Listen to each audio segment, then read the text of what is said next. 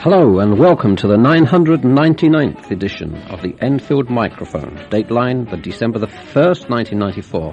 On this occasion your readers are Joyce, Marjorie, with me Tony, and with Richard on the controls. Good evening. In this edition we have the following headlines: Rich pickings for Sly Walden, a girl dies in a road horror, hospital ward was hellhole for stroke victim. It's now over to Joyce for the first item. Residents and Conservative councillors are up in arms over plans to develop the Saracens rugby ground in Oakwood. Local Tory ward councillor David Conway claims the second division club has struck a secret deal with Labour leaders to let it expand its ground in a park by Chase Side. Both Saracens and the council firmly deny any deal. However, Council Leisure Chairman Pat Horrige admitted Labour agreed in principle to Saracens being allowed to develop its ground. He promised no final approval would be granted unless Saracens won over local residents. All we've had is an informal meeting with the Saracens to say we would like to see them stay in the borough. We think that's good for the borough. If they want to improve their ground, we have no objection to them improving it as long as it's in conjunction with the other clubs on the site, he said. Asked if that was official council policy, he replied, "It's a formal Labour group policy." The ground has been the subject of arguments for many years. Residents are unhappy at match day disruption. Saracens has threatened to leave the borough unless allowed to build a ground worthy of its Courage League status. It is at present negotiating with the council over renewal of its lease. Councillor Conway said Councillor Horrige's statement contradicted Labour promises of a ban on development in public parks. He also claimed Saracens officials tried to charge members of the public entering the park on match days. He believed that that was illegal. I and the other people of Oakwood are fed up with Saracens' attempts to take over the park and prevent people going there.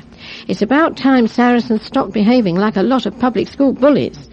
It's a public park. It's disgraceful that people are trying to monopolise it, he said. Saracens spokesman Bill Edwards said, "What local people are calling a park is in fact a public sports ground. All we want to do is develop our part of that sports ground without impinging on any of the other sports that are played there." He denied Councillor Conway's accusations that park users were being charged. He insisted the club only charged people who watched first team matches. He added, "We have a rough plan of how we would like to redevelop the area that we use on Saturday afternoons. It would not be to exclude the public, except on match days. We would close off no more than we do when we have a first 15 game on Saturdays." The club revealed details at a meeting with Residents' Association members and sports clubs. However, many residents were worried at the extent of the proposals. A traffic warden has been topping up her quota by lurking near her former workplace and nabbing drivers she knows are forced to park illegally because of a lack of space. To make matters worse, the yellow lines in the area are obsolete. There are no residents nearby, and the council have agreed to remove the restrictions. Unfortunately, because the move must be passed by various committees, it looks as if the yellow lines will remain until April of next year. The road in question, Mawson Road in Ponders End, is the home of lorry firm Transfleet Services.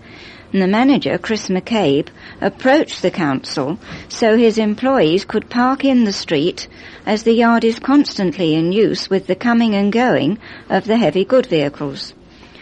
The restrictions were originally implemented to provide access for large vehicles. The traffic warden, who has not been named, used to work at the bus station next door and is therefore well aware of the parking habits at Transfleet, where the rules have not been rigidly enforced for years. She knows we're easy pickings, so if she hasn't got her full quota for the day, she comes here and tickets everyone, said Mr. McCabe. Our men are mostly earning £190 to £200 a week, and at the moment they're giving at least £30 a week back to the council. The council agreed restrictions should be removed at a meeting of the Roads and Traffic Subcommittee on the 15th of November. However, the matter now has to go out to public consultation, and if no objections are made, the decision to revoke the rules could be made by April.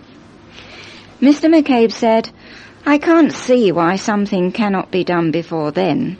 The restrictions are pointless now." A council spokesman said, "The removal requires a traffic order and public consultation, and therefore, if no objections are received, it will be spring before the restrictions are lifted." This is a press information release from London Transport, and it's headed Countdown to Talking Bus Stops. At the touch of a button, visually impaired passengers can hear the latest bus information at the bus stop.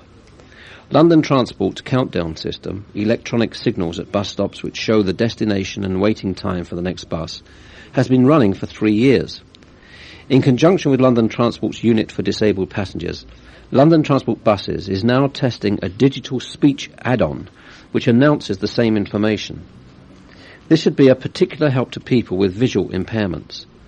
The trial will take place at 2 countdown stops on Route 18, that's Sudbury to Baker Street, which are regularly used by visually impaired people. That's outside Great Portland Street Station westbound, near the headquarters of the Royal National Institute for the Blind, and at the Halfpenny Steps stop on the Harrow Road eastbound.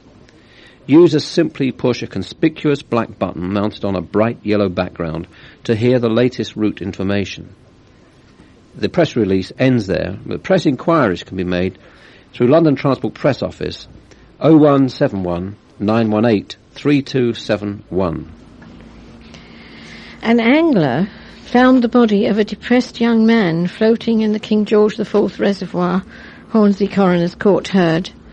The young man was identified as Christopher Thomas Evans, 21, who was living at Windmill House Hostel, Windmill Hill, Enfield, following treatment for depression. GP Dr. Jane Harrison confirmed that Mr. Evans had a history of depression and frequent previous suicide attempts. He was addicted to LSD and took cannabis.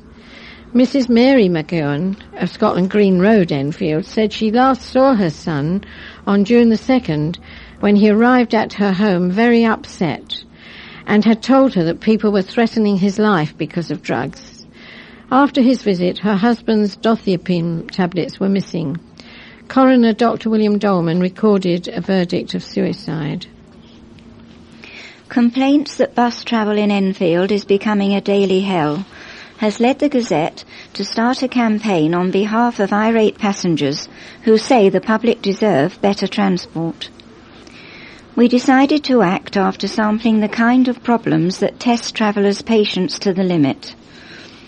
On one bus route alone, we found delays of up to 50 minutes, buses too full to take waiting passengers, and a driver who simply forgot to stop.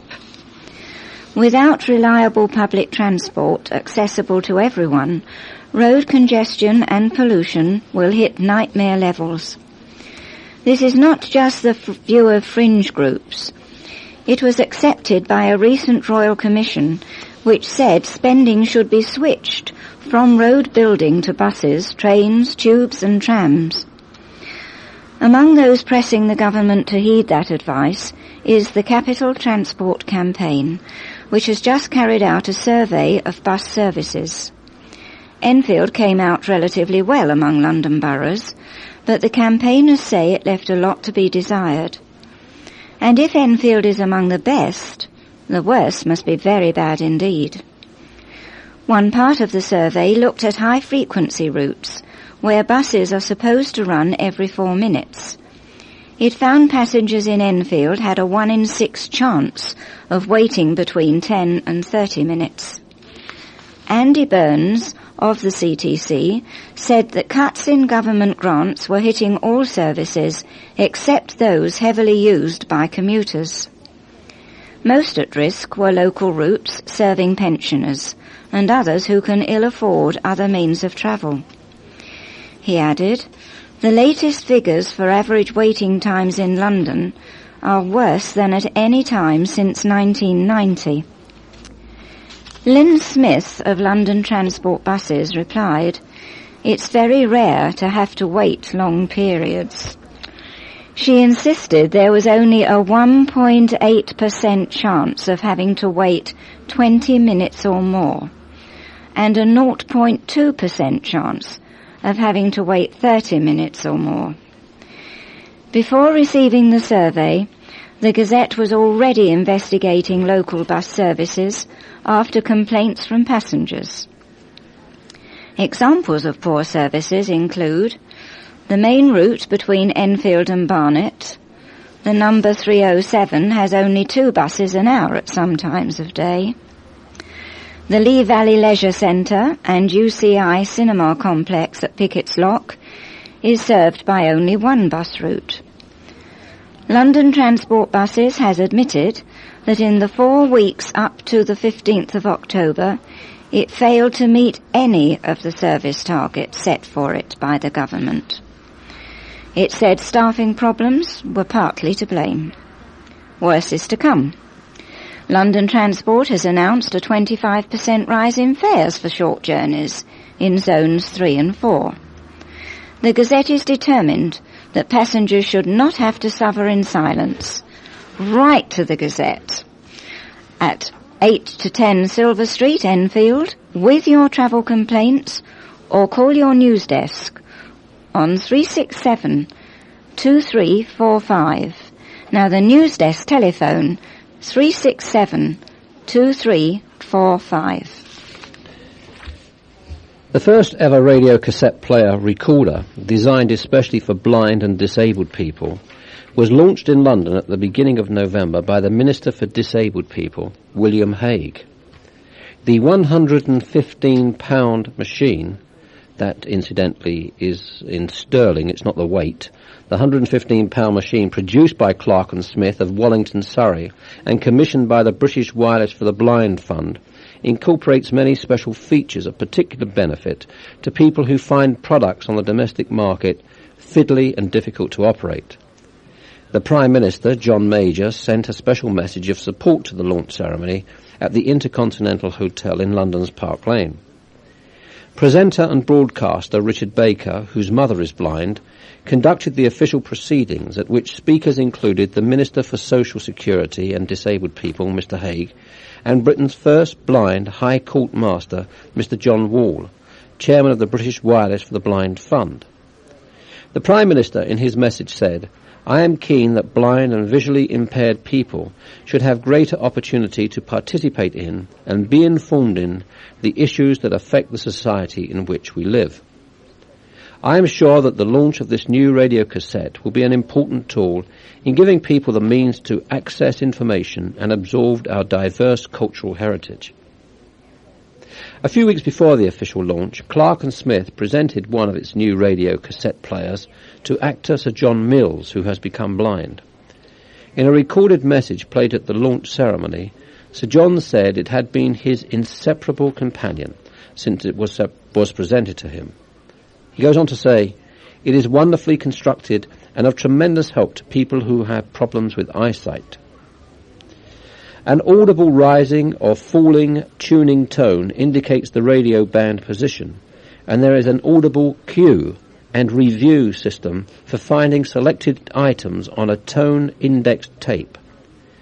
The radio has 3 wave bands, FM, medium and long wave, with 5 preset stations for each, allowing 15 stations to be stored. The sturdy and robustly built machine can be mains or battery operated. The recording mechanism on many machines on the domestic market wears out long before the radio. This new product by Clark Smith has a cassette mechanism which can be replaced separately with a minimum of fuss. The machine's main disadvantage is its price, £115 inclusive of VAT and postage, from Jane Maron or Maria Phillips at Clark and Smith Industries, Melbourne House, Melbourne Road, Wallington, Surrey, SM6 8SD. Jane Maren's name is that's spelled M for mother, A-R-R-E-N. However, for anyone registered blind over the age of 8 and in need, it is available free of charge from the British Wireless for the Blind Fund. So that's good news. Enfield is the first place in London to have a new type of advice shop aimed at helping people with council tax, rates and the full range of state benefits. The shop at 520 Hertford Road, opposite the Albany swimming pool, has been set up by Enfield Council in conjunction with the Leaside District Benefit Agency. Its staff are trained to help the public get their full legal entitlements, and it is accessible for wheelchair users. Councillor Pat Horrige collapsed and died at a meeting of the Southgate Community Forum on Tuesday night. The 58-year-old chairman of Leisure Services and councillor for Enfield Lock Ward was in Southgate Circus Library defending the council's position on the Saracens ground issue in front of an audience including many of the players. His last words were, "I know I'm a Daniel in the lion's den," before he collapsed holding the microphone. A community nurse tried to revive him, and resuscitation equipment was brought in from the fire station opposite, but he was pronounced dead on arrival at Chase Farm Hospital. Pat from Bideford Road, Enfield Lock, had been a councillor since 1990. His wife Verna became a councillor last year. He worked as a toolmaker in Edmonton and was still fully active, even though he'd suffered a heart attack in 1993. He leaves 5 sons and 7 grandchildren. Labour leader Jeff Rodin said, "Pat died doing what he enjoyed most, talking to people, explaining where he was coming from. His contributions will be sorely missed by the people of Enfield." A teenage girl was killed in a tragic accident on the Great Cambridge Road on Saturday evening. 17-year-old Jenny Ann Hunt was alone when she decided to cross the busy dual carriageway. She went to the traffic lights 80 yards north of the junction with Trinity Avenue. But as she walked across the northbound carriageway, she was hit by an A-Reg Ford Granada driven by 22-year-old Stuart Nigel Grayson from Tillotson Road, Edmonton. A police investigation has begun, and witnesses are urged to contact Sergeant Paul Spencer of Enfield Police on 081 345 1277. Jenny lived with her family in Dimsdale Drive, Enfield. Her stepfather, Eddie Simper, spoke of the agony they were going through. "We are just shocked at the moment," he said. "She was planning to go to university in Hatfield to become a physiotherapist. It's all such a waste." Jenny was in the upper 6th form at Bishop Stopford School in Brick Lane, Enfield. She was taking her A-levels in biology, English and business studies. Her headmaster, Brian Pickard, said, "We have all been dreadfully shocked by this tragic accident. The pupils and staff are numb with disbelief and sadness, and she was such a delightful girl with so very many friends." He added she was a school prefect and over the years had contributed a very great deal to life in school. "It is a tragic loss for us all." Burglars struck twice within days in Nags Head Road, Enfield, last week. They stole a Philips video camera and jewellery together worth £10,000 from one house after 7:30 p.m. on Monday. Another house was broken into between 11 p.m. on Saturday and 3 a.m. on Wednesday. Jewellery was also taken. In the first case, the thieves forced open the back door. In the second, they got in by forcing a rear bedroom window. A solicitor from Enfield who kept his senior partner in the dark while he falsified bookkeeping entries and juggled with clients' money has been struck off. Stephen Raymond, 48, of Wellington Road, Enfield, appeared before a disciplinary tribunal last Thursday. His colleague, Keith Lewis, 53, of Belmont Close, Totteridge, who was said to have independently committed the same offences, was also struck off. The 2 solicitors, who worked at Dossman's in Argyle Street, Mayfair, was said to have virtually taken over the firm from its founder, Lawrence Dossman, as he approached retirement. Mr. Raymond and Mr. Lewis both admitted breaches of the accountancy rules when they appeared at the Solicitors' Disciplinary Tribunal in central London. Mr. David Swift, representing the Law Society, told the tribunal that both men had been partners in Dossman's since 1973, but the senior partner exerted less and less control as he grew older and was isolated from the pair who worked on a separate floor. A routine check in November 1993 exposed the problems, and a Law Society accountant examined the books on April the 11th this year. The state of the accounts was unknown to Mr. Dossman, who had largely left the management of the firm to his partners.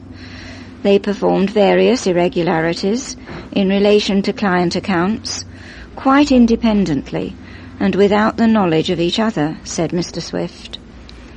Mr. Swift told the tribunal there were a number of false entries in Mr. Raymond's books inserted in an attempt to cloud over the picture. In his case, there was a shortfall of £27,700 in the client accounts. Mr. Raymond told the tribunal, "I must apologise to you, my family and partners. I have gained nothing financially and have not even the finances to be represented today. I've been left with substantial debts and will not be surprised if I end up being petitioned for bankruptcy. I do not seek to justify my actions. They were unjustifiable. This was all done to maintain office survival, and no client suffered any loss." He said he had, over the years, ploughed £66,000 into the business. Both solicitors were ordered to pay £3,000 costs each. The annual school's carol concert takes place on Monday at 7:45 p.m. at Broxbourne Civic Hall. Little Angels from St Andrew's Lane Junior Mixed Infants in Cheshunt, Cranbourne Junior Mixed Infants in Hoddesdon, and the John Warner School in Hoddesdon will sing all the Christmas favourites, and the audience can sing along too. Tickets cost £2 for adults and £1 for children and old age pensioners. Early booking is recommended. Tickets can be obtained by calling the box office on 0992 441946. An elderly woman has removed her infirm husband from a ward in Highlands Hospital, claiming conditions there are like a hellhole.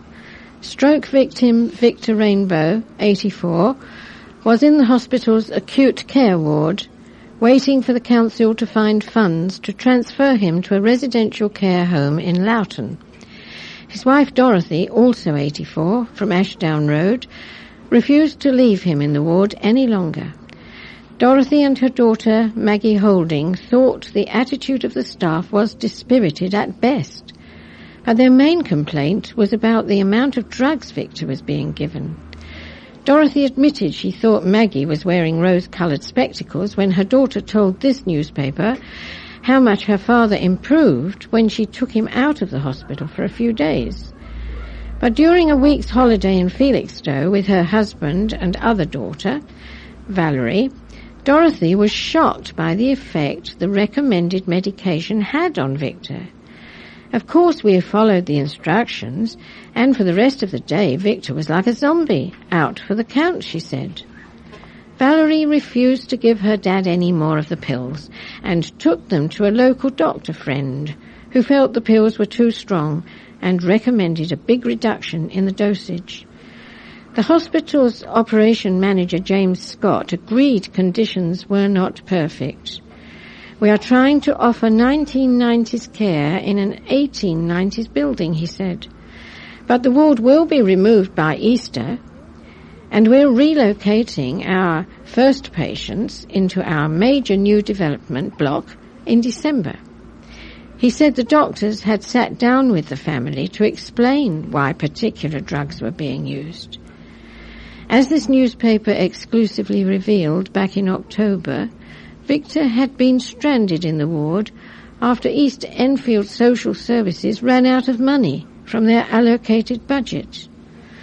Although the funds were promised soon, Victor's family had to contact MP Tim Egger, who, through letters to the council and the hospital, sorted out the problem. He has received assurances that Victor will be placed in the home in a few weeks' time. A collection of bells was the focus of a meeting of the Ponders End Townswomen's Guild. Mrs. Gwen Torrance showed the bells, including a school one, and told of their history. Members and friends recently celebrated the Guild's 33rd birthday party. A cheque was presented to Arnold House, Cheshire Homes.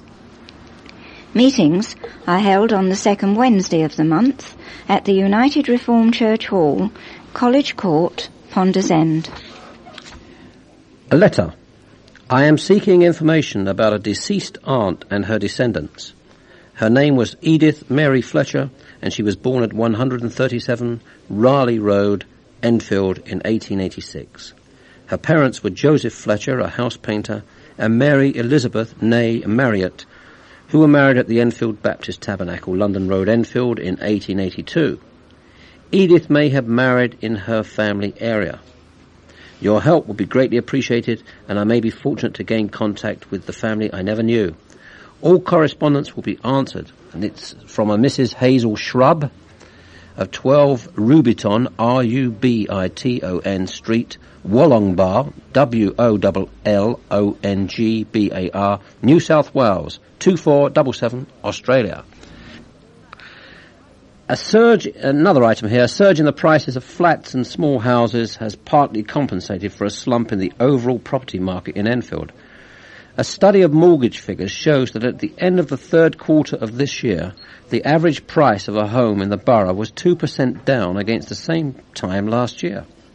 However, prices paid by first-time buyers increased by 4% in the same period. They generally sought smaller, cheaper properties. The survey by the London Research Centre was based on figures from the Halifax Building Society.